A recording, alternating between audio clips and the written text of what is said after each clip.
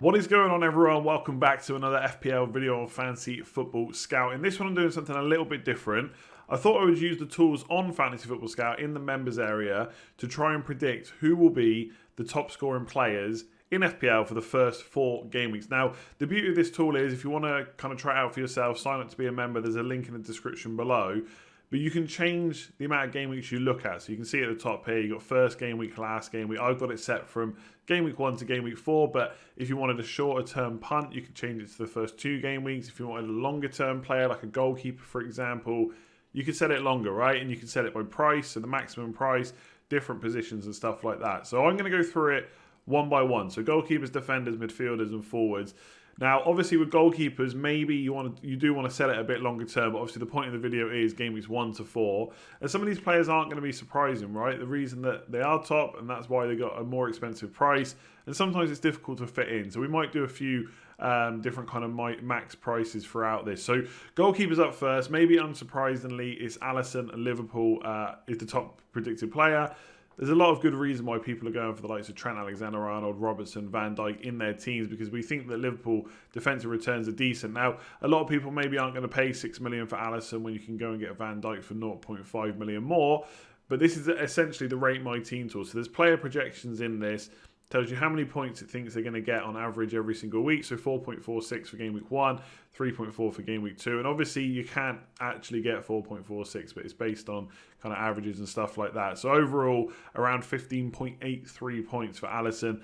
Lloris up next. So if we go down a bit in price, so for example, if we go to maybe you're looking for a 4.5 million goalkeeper, so then it's a little bit different. So these players in red aren't projected or predicted to start, which is why they're like that. So you got Martinez at Arsenal, Willie, won't he? Then Nyland at Villa, and so on and so on. But the players at the top, McCarthy, Ryan, Rodak, Johnston, Meslier, they're the ones that are predicted to start at the 4.5 million. So McCarthy looking pretty good for the first 4 fixtures. Again, a lot of this will come down to whether you want to use an early wild card or not.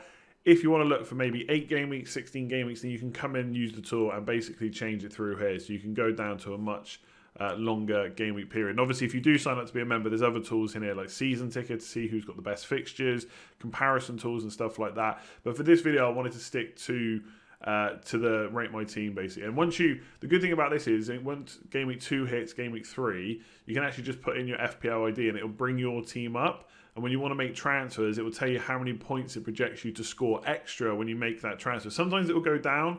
You might not think you're bringing in the best player, but it's a nice barometer sometimes when you're thinking about making changes. So that's kind of goalkeepers done. Let's go on to defenders up next. And I'm going to put the max price to as high as possible, basically. Obviously, there's no defenders, 13.5 million. Surprise, surprise. Trent Alexander-Arnold is up next as the highest scoring defender.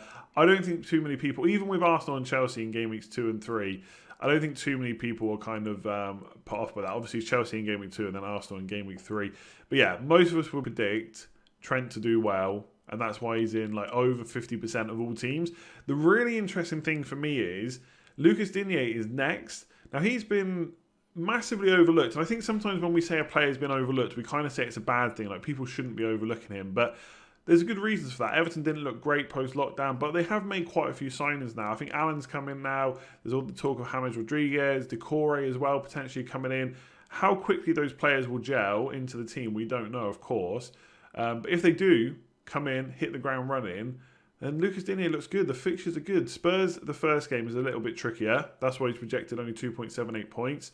Then it's 4.72, 4.09, 4.35 as well. And suddenly, he potentially could score more than Robertson and Van Dijk. And that sounds crazy, but I don't think it necessarily is that crazy. I think, yes, he's 6 million, so he is difficult to fit in when you're trying to put in, Aubameyang, Salah, all these expensive players. Very difficult to fit in a £6 million defender. A lot of people going for Doherty. He's only 5th on the list in this one. Lucas Digne is higher than him. And when you look after that first game for Spurs, it is a pretty nice run for Everton. And I actually don't... Sometimes you'll look at this and you might disagree, which is obviously perfectly fine. Obviously, FPL is a game of opinions. And Robertson and Van Dijk, I would struggle to maybe put them a little bit lower. But I do think Everton's fixtures are probably being overlooked a little bit because of what happened between game week 30 and 38. With the transfers they made, if they're all fit and available to start, I do think that it has potential for it. Doherty is maybe a little bit more popular within the community. Like if you look at ownership, he's definitely higher owned than Lucas Digne. And once you look past game week 4, the fixtures are still very, very good for Spurs. And that's part of the appeal. Plus, of course, obviously coming from Wolves as well, that's obviously made his ownership quite high too. But yeah, Trent Alexander-Arnold, number 1. Lucas Digne, number 2. How many? Let me know in the comments below how many of you disagree with that. How many of you are writing off Lucas Digne? I think he could be a good pick. I've talked about him already actually in other videos. Let's go on to midfielders next. I won't reduce the price down for this one, but like I said, you can come in and just do, like if you only had 5 million, let's just do 5 million for example. If you only had 5 million to spend, then Saiss at Wolves, the number 1 player. Again, I would fully agree with that. Coleman potentially at Everton, James at Chelsea. A lot of this will depend on whether he starts, of course. You've got Azpilicueta there, Chilwell when he's fit as well. They can all play fullback, which might mean that James doesn't get to play week in, week out.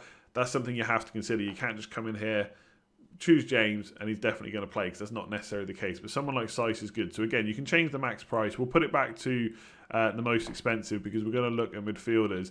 Now, remember, this is only game week 1 to 4. Again, you can change it out to longer if you sign up to be a member and want to play around with the tool yourself. But if we go on to the first 4 game weeks, Aubameyang is higher than Salah. And again, I think that's probably fair. There's not a lot in it, by the way. 24.85 predicted for Aubameyang, 24.46 for Salah. They're clear 2 points ahead of Mane, who some people are looking at. And obviously, 2 points isn't a huge difference. You know, anything can happen in 4 game weeks. Maybe Mane will outscore Salah. But I think the interesting thing is Aubameyang top. Obviously, got those 2 really good fixtures to start, Fulham and West Ham. I think it's Sheffield United in game week 4, I believe. So it's not the worst fixtures at all. Obviously, we'll have to see how Dean or Sheffield United do without Dean Henderson as well. It could still be a decent fixture. But Aubameyang right up there. And obviously, a lot of people, again, you can change this, like I've already said a few times now, you can change the game weeks you want to look at. Because a lot of people are looking at getting rid of Aubameyang game week 3. But I think that's the beauty of him. If he's doing really well and you suddenly think, actually, his fixtures aren't that bad, you can keep him. But he's also there as a player that you could maybe downgrade to like a De Bruyne, Sterling, Bruno Fernandes, whoever it might be. So there's lots to love about Aubameyang, and he is the top predicted midfielder. Son, interestingly, comes in at number 4. Now, players like Bruno Fernandes and Rashford and Sterling are obviously going to be a bit lower on this because they don't play in game week 1. So you could, for example, change it to game week 2 when they're going to be available, and then go a little bit further. So instead of 1 to 4, you could change it to 2 to 5, for example. Then suddenly Bruno Fernandes is top, Rashford third, ahead of Aubameyang, Sterling just behind. And obviously that makes things a little bit more interesting. Son's then a little bit further down. But because they don't play in the first game week, obviously they're not included. Or they are included, but the points are 0 because they're not playing. They literally cannot score anything. So we'll go back to game weeks 1 to 4. We can reduce the price down a little bit. I don't think there's not too many. I've not seen people too keen on a lot of £7 million or lower players. So Traore comes in as one of the top for, so what's this, max price 7, I think I said it to there. So Traore comes in. Again, the thing that would put me off is he definitely going to play? Then St. Maximin, interestingly, is number 2. Maddison only 4th for Leicester. And I don't even see Harvey Barnes on here. Harvey Barnes is right. See, this is a player that I would personally maybe disagree a little bit with, is Harvey Barnes. I think he could be a little bit higher up with the fixtures they got. Maddison potentially is going to be missing out from the first game week or 2, so that's a little bit of a worry. And obviously, sometimes these projections will be updated with that kind of info. So if a player's missing out, for example, obviously their score goes right down, but it depends whether it gets confirmed or not. So again, you can set max price. So Traore, again, I agree, if he plays, he's a really good option, but a lot of that is going to depend on whether he actually plays or not. So in terms of all players, we're looking at Aubameyang for the first 4 game weeks, then Salah, then Mane, and then Son. I think Son is getting into quite a few teams at this point. I think he's owned by more than 20%, so it could be a decent pick. But Bruno Fernandes starts storming it from game week 2 to 5. Add in a few penalties there, and it could be some pretty big scores. Let's do forwards next. There's a lot of love for kind of forwards this year, and I think for good reason. There's a lot of options, right? So are we on max price? Let me just double check. Again, players like Aguero obviously not starting in game week 1, so that hurts them. Jimenez is the top projected forward for the first 4 game weeks. Now, I don't think many people would have predicted that. Now, I know Wolves fixtures are good, but they play Man City in game week 2, and in the first game week, obviously they got Sheffield United, so maybe not the best. And then it gets really good for Wolves, so maybe that's helped. And there's a predicted 3.97 against Man City. That'd be interesting to see. I mean, at the time recording this, It's just been reported that Laporte has got COVID-19 and was tested positive for COVID-19. So has Mahrez. So it'd be interesting to see what the defence is kind of looking like without him in it. So maybe that will be a good fixture for Jimenez. Then it's Jamie Vardy. Great fixtures from game week 1 to 5. So he comes in really high. Then Kane. Then Werner. So Werner's one of the high. I think Werner is the highest owned forward in the game right now, over 40%. Only predicted 4th highest score over the first 4 game weeks. But worth mentioning, he is cheaper than Vardy and Kane. So on the right-hand side, you'll get a value score as well. So Werner's value comes in at 1.9, slightly higher than Kane, slightly higher than Firmino as well. And Jimenez, obviously, because of his price, is right up there. So is Ings. So Ings is only, what, 1, 2, 3, 4, 6th highest predicted scorer for the first 4 game weeks. But his value score is very high. So considering he's only 8.5 million, could be a really good option. Interestingly, if you drop it down a bit, so if you go for like the cheaper forwards, then Antonio comes out really high. First 2 fixtures in particular, really good. Not too far ahead of the likes of Calvert-Lewin. Then Morpay, interestingly, not seen him mentioned much at all. And then Mitrovic is the 4th. And then bearing in mind this is set to 7 million, he's only 6. That's pretty decent. His value is 2.26. It's quite high, just ahead of Adams and slightly behind Antonio as well. So plenty of options.